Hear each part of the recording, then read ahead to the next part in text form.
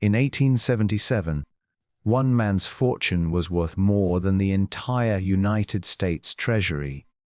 By 1973, his descendants gathered for a family reunion, over 100 of them, and not a single one was a millionaire. Same bloodline, same name, same last name that once meant richest man in America. So what happened to all that money? The rise. To understand how a fortune this size could simply vanish, you have to go back to where it started, not in a boardroom, but on a small boat crossing New York Harbor. His name was Cornelius Vanderbilt. Friends and rivals alike called him the Commodore, a nickname he earned long before he owned a single railroad. As a teenager on Staten Island, he borrowed a small sum from his mother. The number most often cited is around $100 to buy a boat and start a ferry service. It was a modest beginning. Nobody watching a teenage boy passengers across the harbor could have predicted that this was the opening move of what would become one of the largest fortunes in American history. Vanderbilt didn't win by being the smartest man in the room. He won by being the most relentless. He undercut competitors on price until they collapsed, then bought them out. He operated in an era with almost no regulation, no antitrust law, no rule book telling a man he couldn't simply outlast everyone else financially, and he had an appetite for risk that bordered on obsession. By his 30s, he controlled a growing empire of steamboats up and down the East Coast. But here's the part that surprises people. Vanderbilt made his first fortune in shipping, and then, well into his 60s, when most men of his era were winding down, he made an even bigger one by walking away from ships entirely and betting everything on something newer, riskier, and far more disruptive: the railroad. That pivot alone should have ended his career. Instead, it multiplied his fortune several times over. By the 1860s and 70s, Vanderbilt had consolidated control of some of the most important rail lines in the country, including the New York Central Railroad, a network that moved goods, people, and money through the beating heart of American industry. He wasn't rich, he was structure. If you wanted to move freight from the Midwest to New York City, there was a real chance you were paying the Commodore to do it. When Cornelius Vanderbilt died in January 1877, his estate was valued at somewhere around $100 million, a figure so large for its time that historians have estimated it represented close to 1/10 of all the money circulating in the United States. Let that sink in for a moment. One family controlling roughly 1/10 of the nation's circulating wealth. There was no Forbes list back then, but if there had been, no name would have come close to the top of it. And here's where the story should have been simple. A great fortune passed down, growing larger with each generation, the Vanderbilt name became permanent American royalty. But the Commodore made a decision in his will that set the next 100 years in motion. Almost nobody saw the consequences coming. Hidden. Cornelius Vanderbilt didn't believe in splitting his fortune evenly. He believed dividing wealth diluted it, and diluted wealth eventually disappeared. So when he died, roughly 95% of his estate went to a single heir, his eldest son, William Henry Vanderbilt. The rest of his children, several sons and daughters, received comparatively small shares. One son even contested the will in court and lost. It was a brutal, calculated decision, and in the short term, it worked. William Henry Vanderbilt turned out to be surprisingly capable, and within less than a decade, he roughly doubled the family fortune to around $200 million, making him, briefly, the richest man in the world. But William Henry made the opposite decision his father had made. where the Commodore concentrated the fortune into one pair of hands. William Henry split his fortune among his 8 children. On paper, that's fairer. In practice, it planted a seed that would take decades to fully sprout.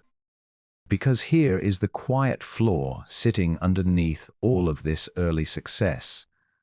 The Vanderbilts built an extraordinary machine for generating wealth. They never built a machine for preserving it. There was no family trust structure holding the fortune together the way other dynasties would later use. There was no professional family office managing investments across generations. There was, in most branches of the family, very little discipline at all. And discipline, it turns out, is the boring, unglamorous ingredient that determines whether a fortune lasts 1 generation or 5. Turning point: the Gilded Age Spending War. If the seed of decline was planted by inheritance decisions, it was watered, generously, by what came next, an era historians now call the Gilded Age, and the Vanderbilt grandchildren didn't just participate in it, they helped define it. This was a generation raised with almost unimaginable wealth, and almost no memory of the ferry boats and freight yards that built it. And instead of preserving the fortune, they competed with each other to spend it. Cornelius Vanderbilt II built a summer cottage in Newport, Rhode Island called the Breakers, a 70-room Italian Renaissance-style palace overlooking the Atlantic, completed in 1895. His brother, William Kissam Vanderbilt, built Marble House nearby for his wife Alva, at a cost that ran into the millions. Not to be outdone, another grandson, George Washington Vanderbilt II, built Biltmore Estate in North Carolina, still the largest privately owned house in the United States, with roughly 250 rooms, costing an estimated $5 to $6 million to construct in the 1890s, a sum that would translate into well over $100 million today. Understand what was happening here. This wasn't just wealthy people enjoying wealth. This was a family engaged in a competitive arms race of visible spending. Mansion against mansion, ballroom against ballroom, with almost no corresponding strategy for growing the underlying fortune to match. Alva Vanderbilt took the family's social ambitions even further. She arranged for her daughter, Consuelo Vanderbilt, to marry the 9th Duke of Marlborough in 1895, part of a broader pattern of the era where wealthy American families essentially traded cash for aristocratic titles, propping up cash-poor European nobility in exchange for a title attached to the family name. It tells you everything about what this generation valued, not multiplying capital, but buying status. Every mansion built, every title purchased, every extravagant ball thrown was a withdrawal from an account nobody was refilling at the same rate. And withdrawals, compounded it across dozens of heirs and multiple generations, have a way of catching up with a family that isn't paying attention. The slow collapse. Here's what makes the Vanderbilt story different from a typical downfall story. There was no single dramatic crash, no scandal that made headlines overnight, no one moment where the money vanished. That's actually what makes it more unsettling. The decline was gradual, spread across roughly 3 to 4 generations, and it happened through the accumulation of small, individually reasonable-seeming decisions. A fortune split 8 ways in 1 generation, then split again among dozens of grandchildren in the next. Mansions that cost fortunes to build also cost fortunes to maintain. Staffing, taxes, upkeep, long after the original builder had died and the money stopped flowing in at the same pace. Add to that a family culture that valued visible luxury over financial literacy.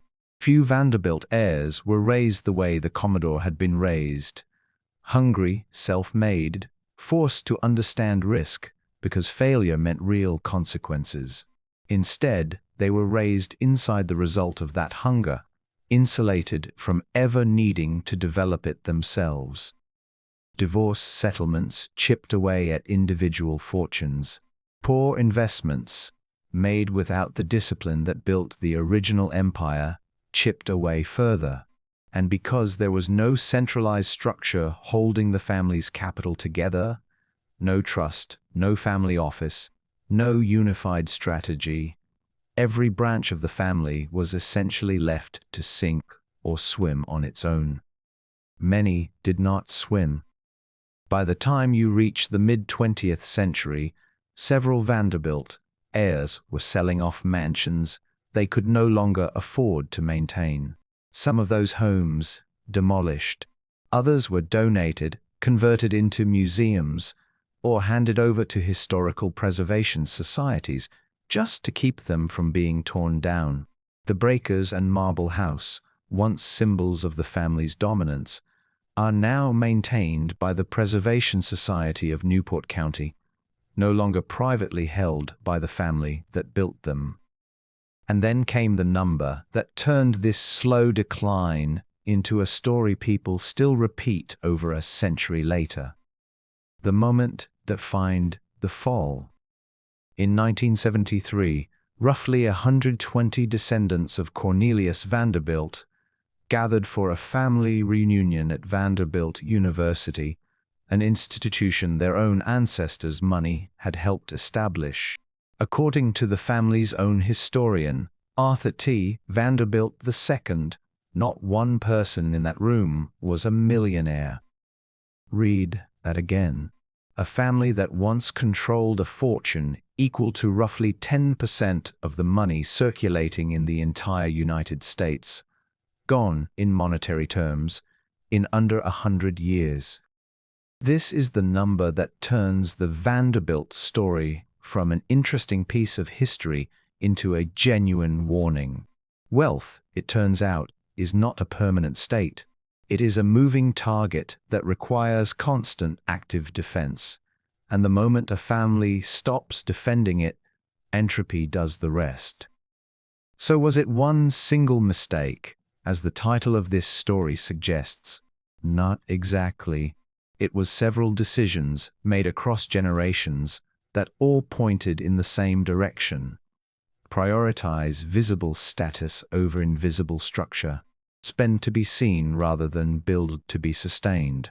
And never build the institutional machinery, trusts, professional management, shared family financial discipline, that might have protected the fortune from the family itself. The comparison, a family that did the opposite. To really understand what's wrong with the Vanderbilts, it helps to look at a family that built comparable wealth around the same era and did the exact opposite with it. John D. Rockefeller built his fortune with Standard Oil, and by some estimates, his peak wealth, adjusted for the size of the American economy at the time, rivaled or even exceeded the Commodore's. But the Rockefellers made one decision the Vanderbilts never did. They built infrastructure around the money itself. The family established a centralized office to manage investments across generations. They used trusts extensively, which meant wealth could be protected and passed down without being fully exposed to the spending habits or poor decisions of any one individual heir. They invested heavily in structured philanthropy through organizations like the Rockefeller Foundation, which preserved both capital and reputation simultaneously. And critically, later generations of Rockefellers were raised with a much stronger emphasis on financial stewardship as a family value, not just an inherited privilege. The result speaks for itself. More than a century after John D. Rockefeller's death, the Rockefeller family remains wealthy, organized, and publicly associated with institutional influence.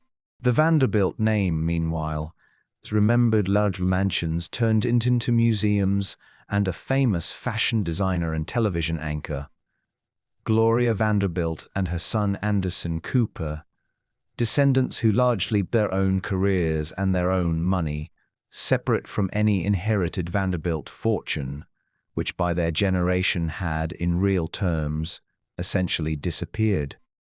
Two families, comparable of wealth, almost opposite outcomes.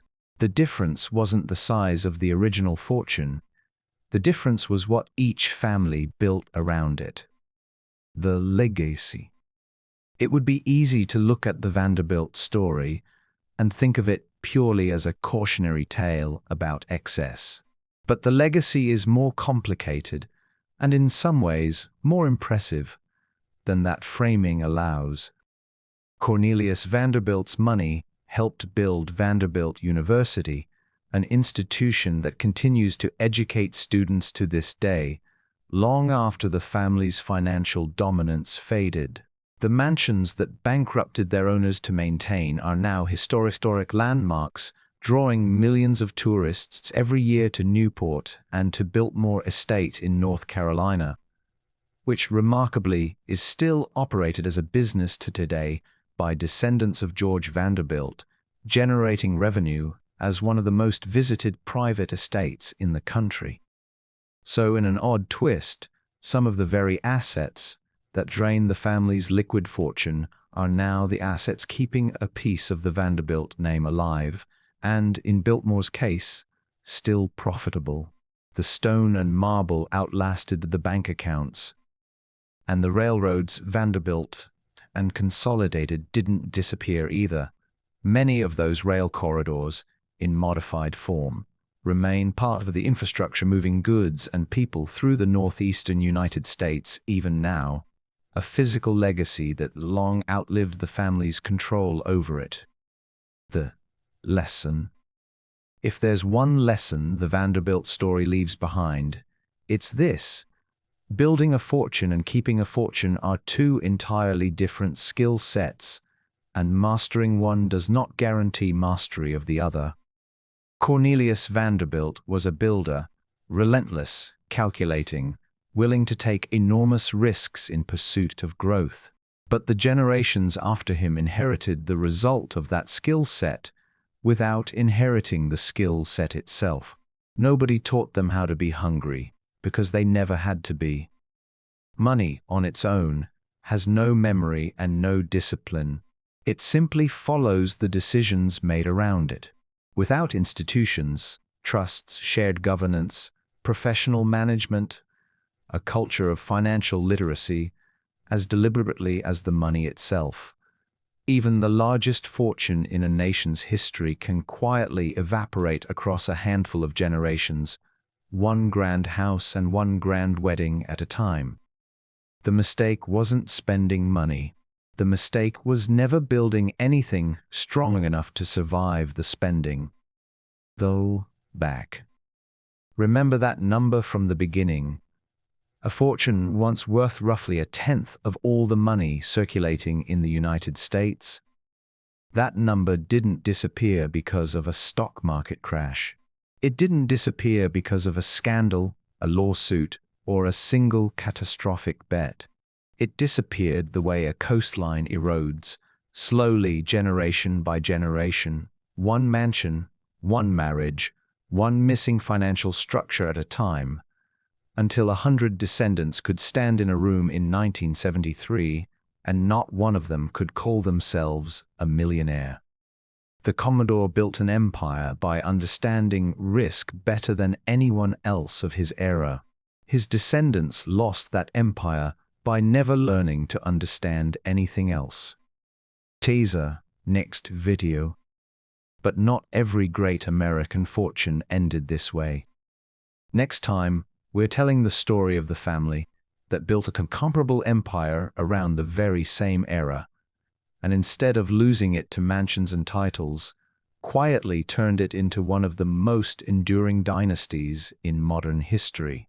A family that built trusts instead of ballrooms, discipline instead of spectacle, and whose name is still shaping global finance and philanthropy more than a century later.